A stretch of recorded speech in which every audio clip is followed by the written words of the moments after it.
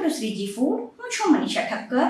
આજે આપણે ઘરે એગલેસ ચોકલેટ વોલનટ બ્રાઉની કેવી રીતે બનાવવી એ જોઈશું. તો ચાલો આને બનાવવાનું શરૂ કરીએ.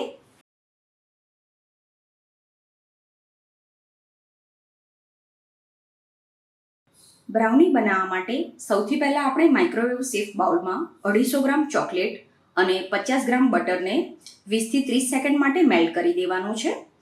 અત્યારે હું આને માઇક્રોવેવમાં મેલ્ટ કરું છું. તમારે આને ડબલ બોઇલરથી એટલે કે ગેસ ઉપર મેલ્ટ કરવું હોય તો એક વાસણમાં પાણી ઉકળવા માટે મૂકવાનું અને પાણી ઉકળવાનું શરૂ થાય એટલે ચોકલેટનો વાટકો એના ઉપર મૂકીને ચોકલેટને તમારે મેલ્ટ કરી દેવાની. તો અત્યારે મેં પહેલાં આને 20 સેકન્ડ માટે માઇક્રોવેવ કર્યું છે. એકવાર આને હલાવી લેવાનું અને જરૂર લાગે તો જ ફરી 5 કે 10 સેકન્ડ માટે માઇક્રોવેવ કરવાનું છે. તો હું ચોકલેટ કમ્પાઉન્ડને બહાર જ રાખતી હોઉં છું એટલે તમે જોઈ શકો છો 20 સેકન્ડમાં આ ચોકલેટ સરસ રીતે મેલ્ટ થઈ ગઈ છે. અને અત્યારે હું મિલ્ક કમ્પાઉન્ડનો ઉપયોગ કરીને આ બ્રાઉની બનાવું છું. તમને ડાર્ક ચોકલેટનો ટેસ્ટ પસંદ હોય તો તમે એનાથી પણ બ્રાઉની બનાવી શકો છો. આ રીતે ચોકલેટ સરસ રીતે મેલ્ટ થઈ જવી જોઈએ. હવે આ મિશ્રણને પૂરેપૂરું ઠંડુ થવા દેવાનું, પછી આગળની પ્રોસેસ કરવાની છે. તો હવે આ મિશ્રણ સરસ રીતે ઠંડુ થઈ ગયું છે. આને ઉપયોગમાં લેતા પહેલાં એકવાર હલાવી લેવાનું. હવે આમાં 250 ગ્રામ કન્ડેન્સ મિલ્ક એડ કરવાનું. તમે જો ડાર્ક ચોકલેટ લીધી હોય તો 300 ગ્રામ કન્ડેન્સ મિલ્ક લેવાનું. હવે કન્ડેન્સ મિલ્કને આમાં એકવાર મિક્સ કરી દેવાનું. તો કન્ડેન્સ મિલ્ક પણ આમાં મિક્સ થઈ ગયું છે.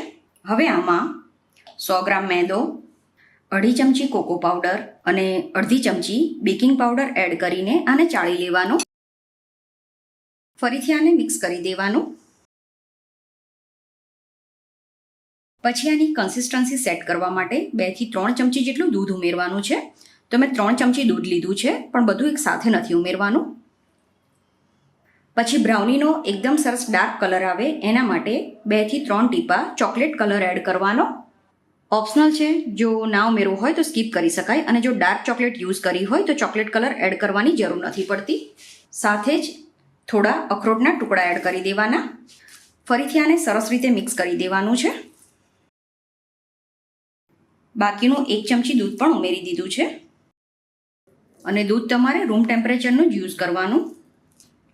તો ફાઇનલી આ રીતની આની કન્સિસ્ટન્સી હોવી જોઈએ.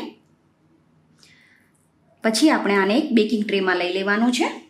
તો અહીંયા મેં બેકિંગ ટ્રેમાં પહેલાંથી જ બટર લગાવીને બટર પેપર લગાવીને રાખ્યું છે. તો હવે આ બ્રાઉનીનું મિશ્રણ આમાં લઈ લેવાનું. આ રીતે આને લેવલમાં કરી દઈએ. પછી ફરીથી એના ગાર્નિશિંગ માટે ઉપરથી આપણે થોડા અખરોટના ટુકડા એડ કરવાના.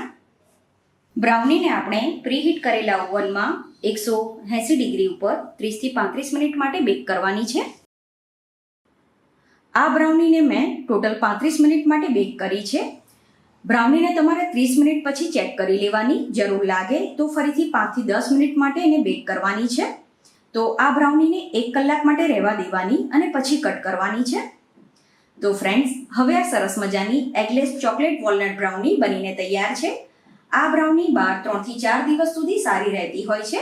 તો તમે પણ આ રીતે આ બ્રાઉની બનાવીને જરૂર ટ્રાય કરજો. આઈ હોપ તમને મારી આજની રેસીપી પસંદ આવી હશે.